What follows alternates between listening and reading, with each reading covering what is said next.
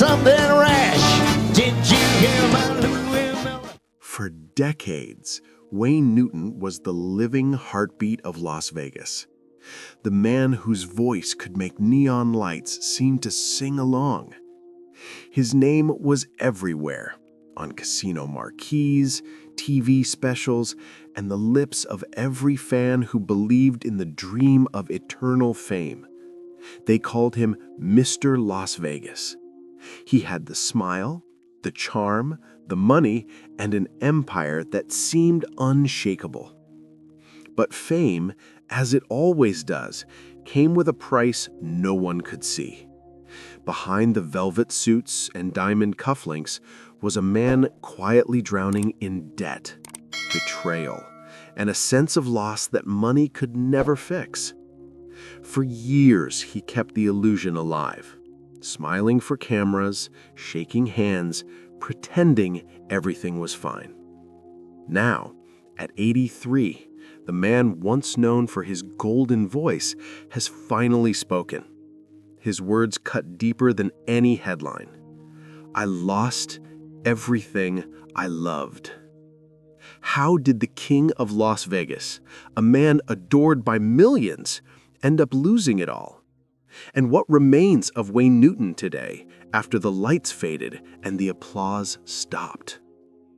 The truth behind his rise, fall, and silent suffering is much darker than anyone imagined. Wayne Newton was not born into the glitz and glamour that would later define his name. He came from humble beginnings, born in 1942 in Norfolk, Virginia, during the last dark days of World War II. His father, a mechanic, and his mother, a stay-at-home mom, struggled to make ends meet. But within the small wooden house filled with radio tunes and cigarette smoke, a little boy found his escape through music. By the age of 4, Wayne was already singing along to the Grand Ole Opry broadcasts, imitating Hank Williams and Roy Acuff. When his father bought him a cheap guitar at a pawn shop, he practiced until his fingers bled. Music wasn't just a dream, it was his way out. But his early years were far from easy. Wayne suffered from severe asthma, a condition that kept him out of school for long stretches and made him feel isolated from other children. Doctors warned his parents that the dusty air of Virginia would one day kill him. So in a desperate attempt to save their son, the family packed up everything they owned and moved west to the dry desert air of Arizona.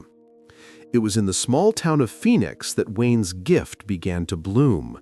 He and his older brother Jerry started performing at local fairs and church events, 2 boys in cowboy hats singing songs of heartbreak they were far too young to understand. People began to notice the younger Newton's rich, soulful voice, a voice that could melt even the toughest crowd. By age 10, Wayne was already performing on local TV shows. By 12, he was already earning more money than his father ever had. But with success came exhaustion, long nights, no childhood, and the pressure to always be perfect. He once said in an interview, "I never really had a chance to be a kid. I was working when everyone else was playing." Behind that youthful smile was a boy already learning the first cruel lesson of show business, that fame demands everything, even your innocence. The road from small-town Arizona stages to the dazzling lights of Las Vegas was long and uncertain. But Wayne Newton's hunger for success was unstoppable. By his late teens, he had already become a local sensation, the kid with the velvet voice. One night, fate intervened. A booking agent passing through Arizona heard him sing at a small radio station and made an offer that would change his life forever. A 2-week show in Las Vegas. When Wayne first arrived in Las Vegas, it wasn't the glamorous paradise tourists know today. It was raw, smoky, and dangerous, a place where mobsters ran the casinos and deals were sealed in the back rooms. But for a young dreamer, With an unshakable smile and an extraordinary voice, it was a stage waiting to be conquered. Performing 6 shows a night, 7 days a week, Newton's voice carried through the smoky lounges of the Fremont and the Flamingo. He never complained. He shook hands with everyone, memorized faces, and treated each performance like it was his last. His charm didn't just win over audiences, it won over legends. Jackie Gleason, the TV icon, became his mentor. Frank Sinatra himself called him a natural. By the early 1960s, Newton was a fixture in Vegas, performing alongside the biggest names in entertainment. Then came his breakout hit, Danke schön, a song that would forever define him. At just 21 years old, Wayne Newton became a national phenomenon. His smooth tenor voice and boyish looks made him a favorite on television shows, from The Ed Sullivan Show to Johnny Carson. He bought mansions, exotic cars, horses, even his own private jet. Vegas crowned him Mr. Las Vegas, and for a time, it seemed like nothing could touch him. But as the applause grew louder, the walls around him began to close in. Success had come so fast, so completely, that he barely noticed the price he was paying. Sleepless nights, strained relationships, and the creeping shadow of greed that lurked behind the bright casino lights. The young boy who once sang for love of music was now an empire of money, image, and pressure. And deep down, Wayne Newton could feel it. The higher he climbed, the harder the fall would be.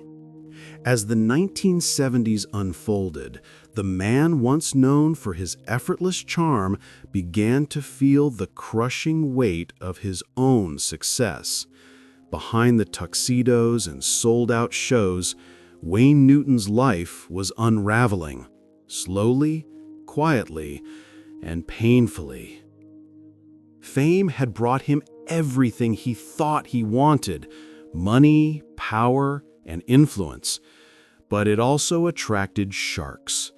Managers, business partners, and friends began circling him, all eager for a piece of the Vegas empire.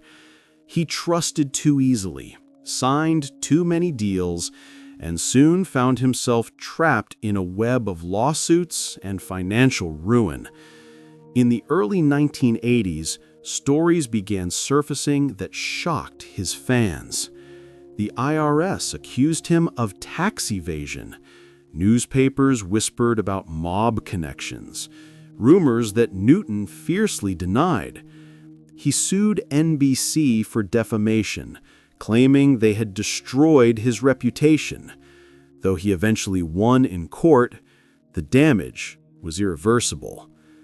He was forced to sell his private jet, parts of his beloved Casa the Shenandoah estate, and dozens of prized Arabian horses he once treated like family. The man who had once stood at the top of the Vegas hierarchy now found himself cornered by creditors and betrayed by those closest to him. And yet the worst wound wasn't financial, it was emotional. The world that once adored him now seemed eager to see him fall. He had built a career on smiles and showmanship, but every smile now hid exhaustion. His friends said that backstage, after the lights dimmed, he would sit alone for hours, silent, staring into nothing. In one rare interview, his voice trembled as he said, "You spend your whole life giving people joy, and one day you wake up realizing you have none left for yourself." That sentence summed up the tragedy of Wayne Newton's middle years, a man who gave his heart to the stage, but lost his soul somewhere along the way. By the time Wayne Newton entered his 70s, the lights of Las Vegas no longer belonged to him. The casinos that once bore his name now displayed newer, younger faces, stars who never knew what it took to build the city's golden age. Yet Newton still stepped onto the stage, determined to keep the dream alive, even as his body began to fail him. The voice that once melted hearts had grown fragile. Years of performing, of pushing through illness and exhaustion, had taken their toll.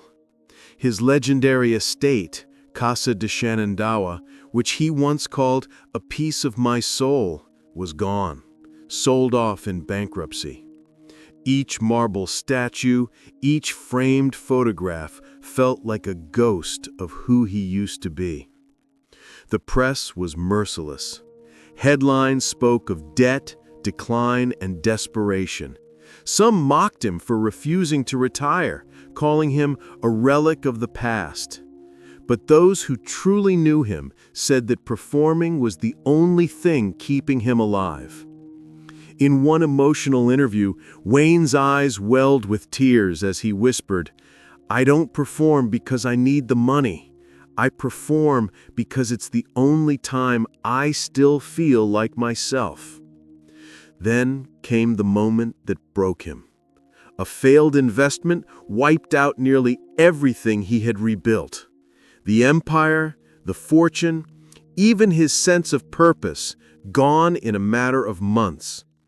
Friends say he withdrew from public life for a time, spending his days at home with his wife Kathleen, reflecting on everything he had lost. At 83, Wayne finally broke his silence. His words were raw, stripped of all showbiz polish. "I lost everything I loved, but I guess I'm still here." It was not a cry for pity. It was a confession. A man who had once stood at the top of the world, now at peace with the ruins around him. The tragedy wasn't just what he lost, but how much he had given to a world that eventually moved on without him. Today, Wayne Newton stands as one of the last living symbols of an era that will never return. The stages of Las Vegas may have changed. The marquees may now carry new names, but the shadow of Mr. Las Vegas still lingers in every shimmering light on the Strip. For more than 6 decades, Wayne Newton gave his voice, his youth, and his soul to the city that built him, and ultimately broke him. To some, he's a legend of showmanship. To others, a cautionary tale about fame's unforgiving cost. But to those who truly loved his music, Wayne remains something far more human. A reminder that even the brightest lights can fade, but the warmth they once gave never disappears. Friends describe him now as gentle, quieter, almost nostalgic. He still performs occasionally, not for fame or fortune, but simply because he can't stop doing what he was born to do.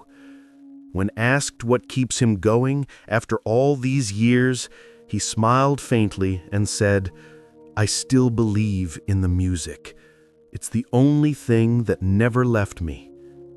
Wayne Newton's story isn't just about loss, it's about survival. Beneath the tuxedo and the tragedy lies a man who refused to let heartbreak define him. And perhaps that's the truest mark of greatness. Not how high you rise, but how gracefully you stand when everything has fallen apart. He may have lost everything he loved, but he never lost himself completely.